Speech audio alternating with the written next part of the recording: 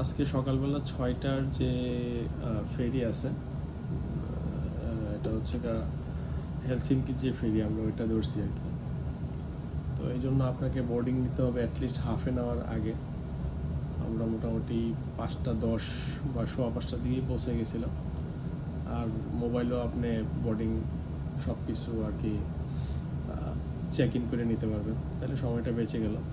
আর সবচেয়ে বড় জিনিস হেলসিঙ্কির থেকে তানলিল, যেটা এস্টোনিয়ার রাজধানী, ওইটাতে প্রচুর মানুষ মুভ করে। এখন যদি আপনি একদিনের টিকিট কাটেন up and down day two, এটা খুবই মানে সেভ করার একটা অপশন আছে এটার মধ্যে, যে আপনি একটা ওয়ান পাসে আপনি আপ অ্যান্ড ডাউন, ওটা ওয়ান পাস হিসেবেই অ্যালাউ করে। যেমন আমরা আজকে যেটাতে আসছি সেটা আমরা 15 ইউরো কম, কাইন্ড অফ বাংলাদেশের 2000 টাকা। আর নরওয়ের হিসাব করলে 1500 বা 1700 ক্রোন, 170 ক্রোন সরি। তো বাংলাদেশেও কিন্তু এত সুন্দর ট্রিপ দেওয়া যায় না যদি আপনি হিসাব করেন সেন্ট মার্টিনও কোথাও যদি যেতে চান কক্সবাজার থেকে। এটা অনেক 9টা ফ্লোরের শিপ, অনেক বড়, 9তলা। তো 1000 আপ অ্যান্ড ডাউন পড়তেছে। প্লাস আপনি যদি একদিন পরেই নেন, যে আজকের দিন এবং কালকের দিন আপনি রিটার্ন করবেন, তাহলে আপনাকে ডাবল পেমেন্ট।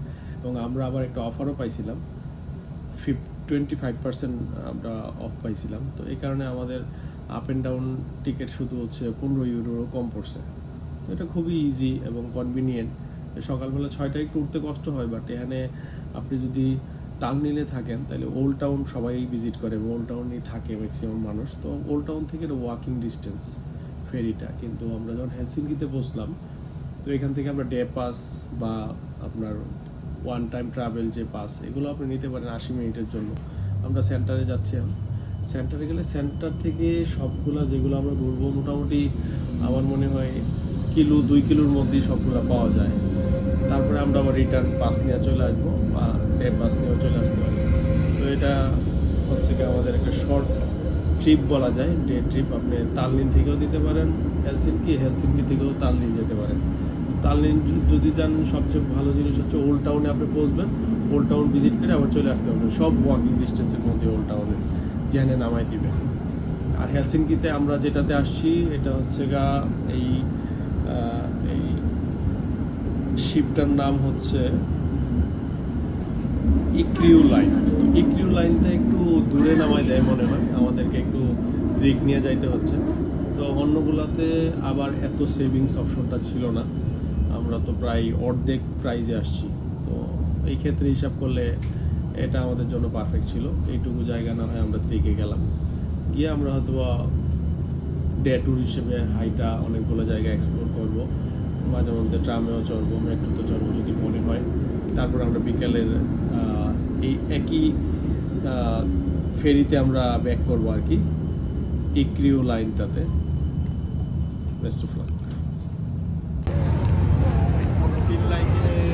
এয়ারপোর্ট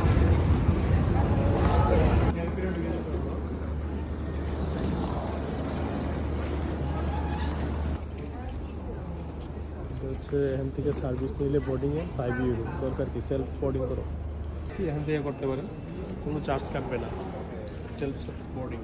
তো এনে স্ক্যান করলেই ঢুকে যেতে পারবো, আমাদের অলরেডি আছে মোবাইলে, স্ক্যান করবো।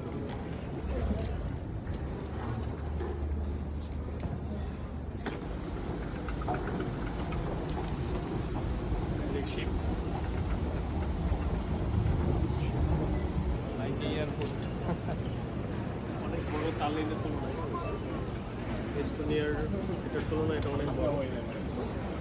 প্রচুর মানুষ এসে প্রচুর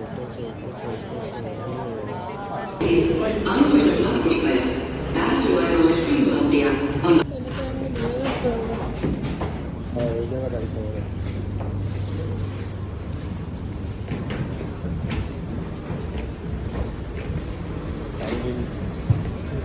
ফিনল্যান্ডের শিপে গেলাম।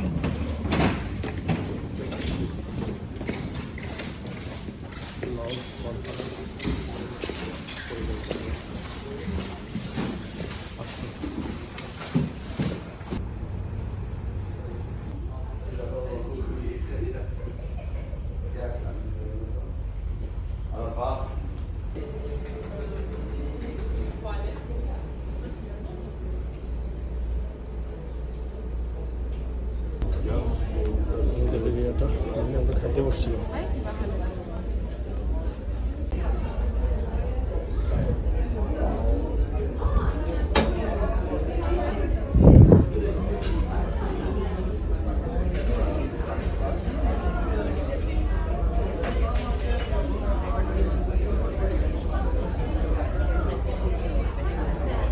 এখানে আরেকটা হচ্ছে লাইভ মিউজিক হয়, বার আছে, তার ভিতরেই আরেকটা অংশ দেওয়া, খুবই সুন্দর।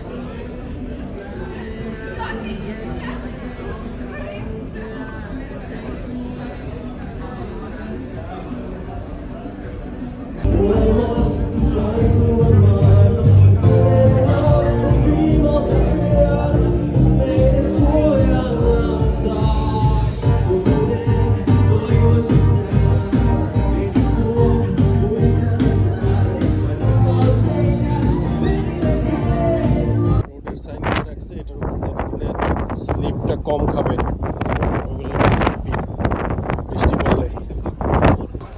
দেখার উপরে এটা খুব সুন্দর পরিবেশ। চার একটা সাইড, প্রচুর মানুষ। সন্ধ্যার বেলা আরো হিপ।